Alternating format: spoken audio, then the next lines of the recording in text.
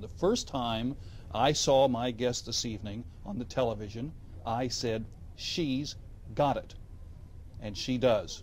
And she is here. Are you uncomfortable with this discussion so far? Oprah Winfrey. She's got it. What does she have, She's John? got personality, and she's got a sense of what makes a television show work. And you are just in from Baltimore. You are the new host of AM Chicago, which is at 9 o'clock, Monday through Friday on Channel 7, WLS-TV. Thanks for getting that in, John. That's great. Thank you. For all of the fun that you're having, I should tell our viewers that your job is not particularly a bed of roses. You had the other day an extraordinarily complicated public policy interview that you had to, work your way through with Tom Selleck, and these are just the kinds of things. Have you ever picked a cranberry? I've not been bogged down by that kind of activity ever. You were brought up to have kind of old-fashioned values. You were a nice Jewish girl growing up in New York. Right. And yet, by the time you were 20, you just went headlong into this. Well, first of all, you were outrageously aggressive around Sardi's, going up to producers and selling, what was that magazine? Actors Q, yes. Actors Q. There's something about you that was very nice and very proper, and there's another side of you that just can't be contained. Right. Well, there's a little craziness in this. Where did you get that? I don't know. I guess I must have been born with it. Each of us are born with a little of our mother and a little of our father and something of our own. Somewhere I've got something of my own. I don't know where it comes from. Some nut house somewhere. I don't know.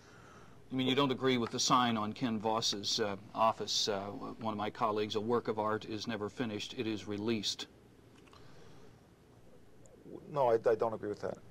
There are certain things of mine that I would go back and change years later, but that would be me changing. It's kind of a rather schizophrenic view. That is to say, the writer that I am now might have written a scene in a play that I wrote 10 years ago a little bit differently, but the play stands by itself. When you were 13 years old, you saw a concert that changed your life, did you not? How do you know that?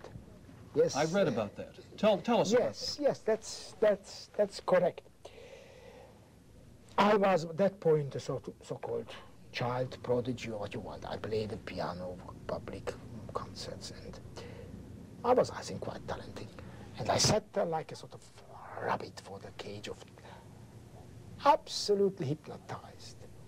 And that made my life, that concert. When I went home, I said to my mother, I want to be a conductor. And she said, yes, of course, yes, all right, all right. All right? Everybody says that to them. The cities are great. The suburbanites just don't know. They're sitting there like chewing cow dung and eating grass and being rural dingbats. We appreciate your theological interpretation, Mr. Freeman. That's the hallmark of Chicago Tonight, analysis and interpretation. What they did with music was, since we were primitives, how could we hear music and understand it? So they gave us words to recognize the song, like Country Gods. Let's do Country Gods. No, let's do Humoresque. Okay. Humoresque. Okay, Humoresque. Ladies and gentlemen, Humoresque. How would you learn Humoresque? H-U-M-O-R-E-S-Q-U-E spells Humoresque. Humoresque was written by Dvorak. Then we had Country Gardens, Country Gardens. Are you telling me that you're going to put all of those pins into my face while I'm wearing my glasses? No problem. Just be quiet. Ready? It's not bad. That didn't hurt. It felt good. You look great. John. Yes, what, Judy? You are a sexual grenade. You are to public television what Joan Collins is to Dynasty. You are. You're the only person. To say that, John. Just You're the only person that's ever understood that. John Callaway was a devoted father. His two daughters, Ann Hampton Callaway and Liz Callaway, both have enormously successful musical careers. Ann is a composer and cabaret sensation in New York, and Liz has starred on Broadway in Cats, Miss Saigon, and the musical Baby. Here's a glimpse of John as the doting father.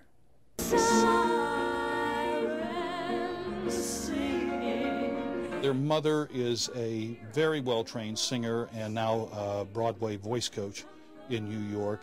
And I think it's fair to say that if you're looking for DNA evidence in the family that was passed through, that Shirley Callaway would get the credit on that. I grew up with a with sort of a cabaret environment in our dining room on Wellington Avenue in Chicago, and you know, it was a torch song heaven sometimes. I was falling in love with jazz during the 1950s and 60s, so I'm bringing home Mel Torme and Ella Fitzgerald and Dizzy Gillespie. I remember being very little, possibly around 3 years old, I'd hear my dad scat singing around the house.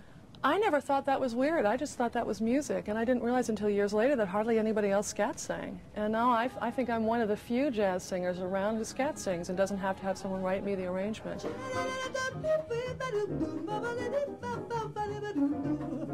Like Anne, Liz found success very quickly in New York, and her voice has traveled far beyond Broadway. Years of dreams just can't be wrong. Liz is the singing voice of many characters, including Anastasia and Princess Jasmine. People like you don't come out of thin air. My parents, I think, always instilled in us the belief that we could do whatever we wanted to. I had no pressure whatsoever to do theater. I think I could have been a garbage collector, and they would have thought I was great. My dad would have been fascinated to know all about garbage collecting. I was always hoping that they would simply do what they wanted to do and that they would be fulfilled human beings. And I assumed, kind of innocently, that probably music would be a rich part of that. And everyone else sang, and I hated singing in front of relatives and everything. But I knew I had a voice. And I remember one day we'd gotten home from church, and my sister was rebellious and didn't want to go to church that day. And as we came in the front door, we could hear Liz upstairs with the shower going, singing. And we heard a singing that we had never heard before. We knew that Liz could sing, but we heard the big Broadway voice that thousands of people in New York later heard. And we said, let's not say anything to her about this. Let's not let her know, because there's nothing that can extinguish the fire of self-actualized artistic expression than, oh, kid, I heard you, you were great, etc. So we didn't. And I admire them so much for not pushing me in that direction, because if they pushed me and encouraged me to do it, I'm sure I would have gone even, the opposite direction. Now Anne goes on to college. Liz emerges as a star at New Trier. And then our parents got divorced during that time, and that really brought us together. When Liz would come to University of Illinois and spend some time together, we sort of helped each other out, sort out our feelings during that time. Anne dropped out of the University of Illinois at Champaign after a year and a half. Liz dropped out of Cincinnati Conservatory of Music after a semester, and they both went to New York. And I dropped out of Ohio Wesleyan after a year and a half and came to Chicago with 71 cents in my pocket. It's kind of, I guess it's in our genes to not finish college.